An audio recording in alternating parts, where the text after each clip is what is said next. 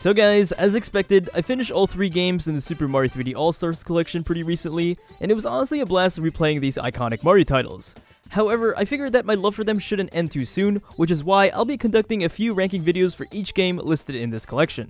So, in this mini-series, we'll be ranking every stage, location, and galaxy in the Super Mario 3D All-Stars collection. Starting off with the one that started them all, Super Mario 64. While Super Mario 64 was the first 3D Mario game I've ever played, I'll be honest, it's pretty much my least favorite one out of this pack. However, that doesn't mean that the levels in Super Mario 64 were bad. In fact, lots of them were really fun to traverse in, especially with how good the controls were back in 1996. So, in today's video, we'll be ranking every level in Super Mario 64 from worst to best. Let's go!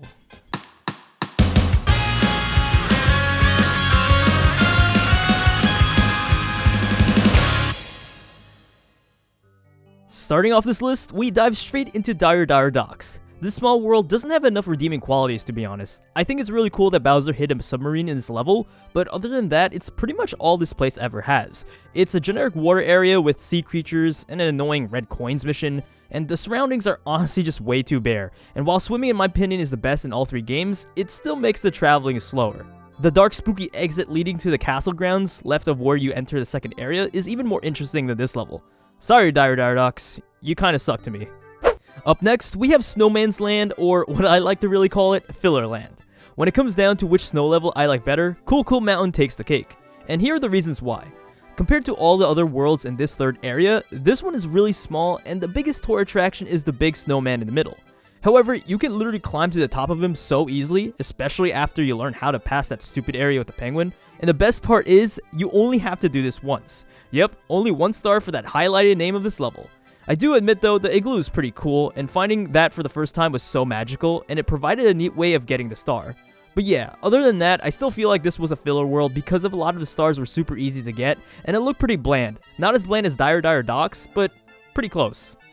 At 13, we enter the last stage of the game, Rainbow Ride. And let me just say, after revisiting this level many years later, it wasn't exactly an experience full of color and joy.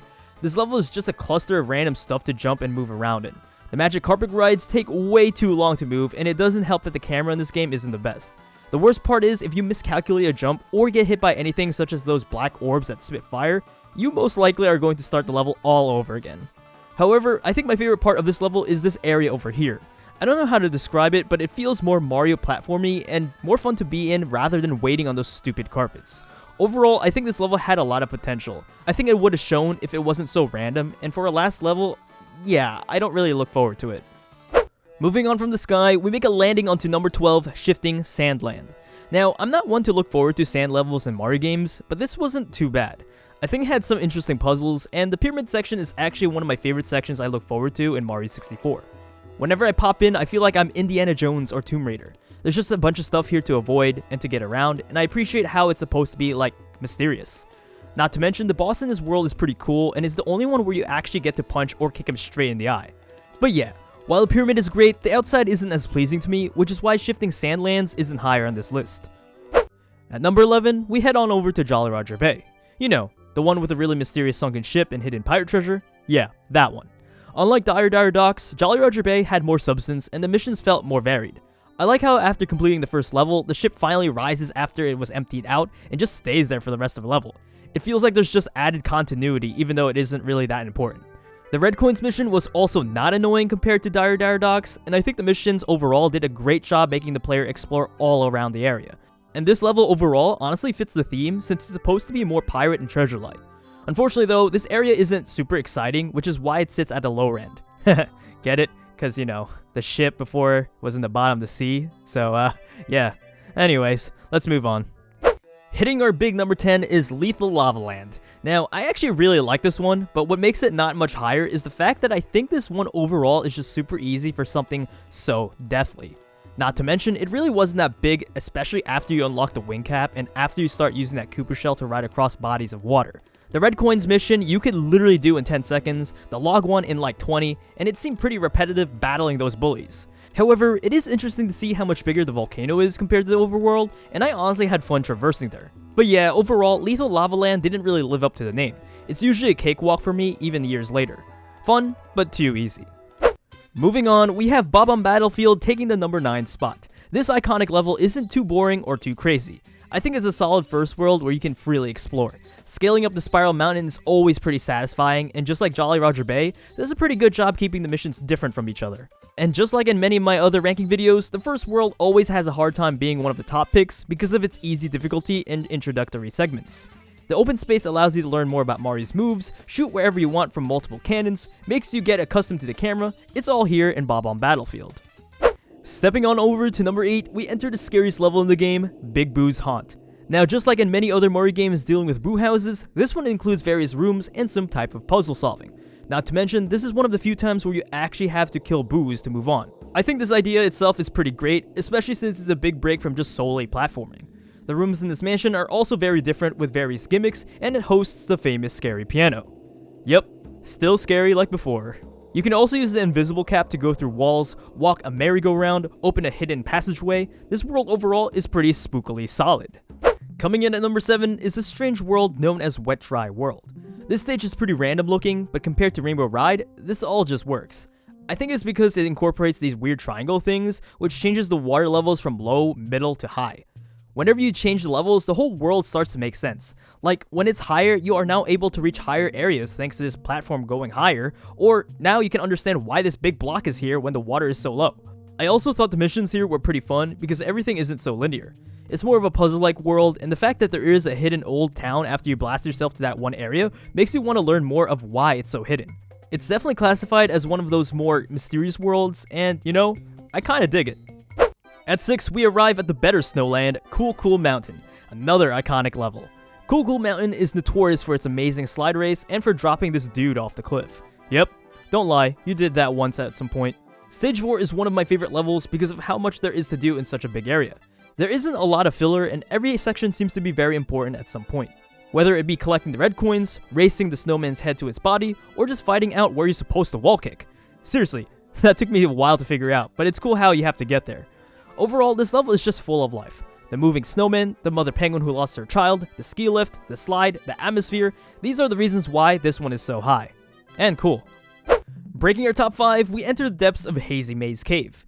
Now, I actually used to hate this level when I was a kid, but as I got older, this became one of my favorites since I'm just a sucker for various routes. While the stage can be annoying for many since it looks so confusing, I like the fact that you have to stop and think where to go. It exemplifies real-life cave exploration, and the fact that it's here in Mario 64 is just so cool to me. Just like Cool Cool Mountain, there's a variety of stuff to do here. There's a forklift you can control, a gas maze to traverse in, a secret area with a sea beast, boulders to watch out, an area to climb, and the metal cap stage. Seriously, that metal cap stage is just so fun to be in. Even though it's small, I love my 30 seconds of time there. It's just so secluded, and the continuity it brings when you get out of the waterfall is icing to the cake. Like, I'm being serious. Who knew that metal cap stage was so close to the castle? At number 4, we exchange places as we enter on in Tiny Huge Island. Now, I absolutely love this idea, and I wish Nintendo went back to it because of how unique it is compared to many. In this world, you are able to switch between the tiny world or huge world. This is accessible through special warp pipes, and this idea by itself already gives the overall level so much depth. While most of the stars are found in the huge world, the tiny world can play a huge part in how you can attain them. Get it? Because, you know, tiny, but it's now huge. Anyways, for example, in order to fight Wiggler in the huge world, you need to ground pound at the top of the peak in the smaller world as it creates an opening. Even though the opening is small, entering back into the huge world definitely makes a huge difference. Overall, Tiny Huge Island is simply awesome to run around in. It's not so straightforward as you think, and it's honestly a brilliant idea that hasn't been used ever since. Breaking into our bronze medal is Stage 14, TickTock Clock. TickTock Clock honestly should have been the last level in Super Mario 64. It exemplifies challenging platforming skills that you desperately need to master. However, if you're more of an experienced player, entering the level at the proper time can benefit you tons. Seriously, I don't even know how you can get these red coins if you never stop time. Seems impossible to me. But just like Hazy Maze Cave, I can understand why many people hate this level. There's just a lot of precise jumps that you need to do, and if you enter in on around like 9 o'clock, you can basically have a rough adventure. But to me, I still think it's an opposite experience. Mario is a platformer, and it should be normal for someone to experience a level like this, especially since it's towards the end of the game. Not to mention, the fact that this idea is based off of inside of an actual clock is a pretty unique idea.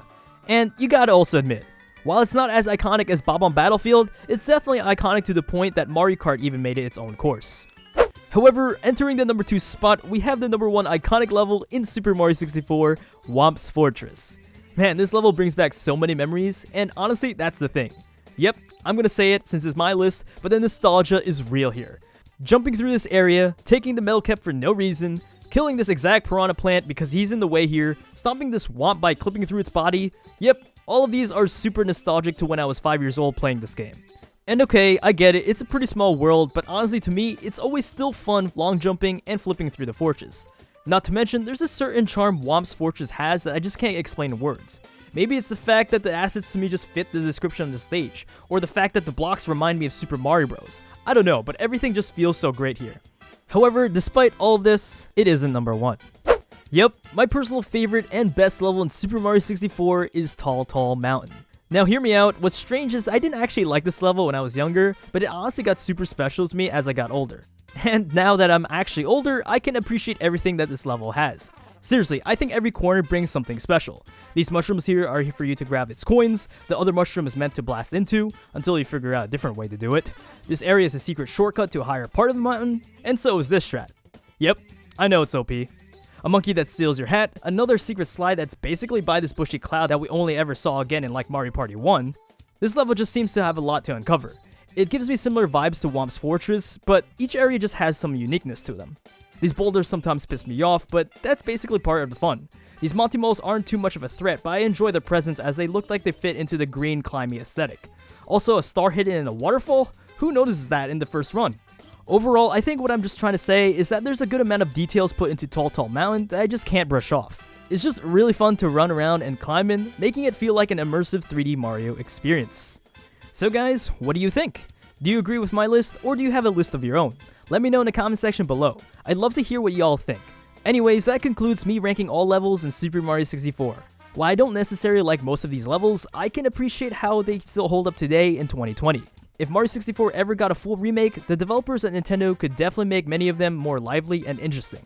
Well, that's all I have to say for today, guys. Leave a like if you enjoyed, subscribe if you're new, and I'll see you guys soon with part 2 of the Super Mario 3D All-Stars ranking series with Super Mario Sunshine. Peace out, and stay cool, my spookers.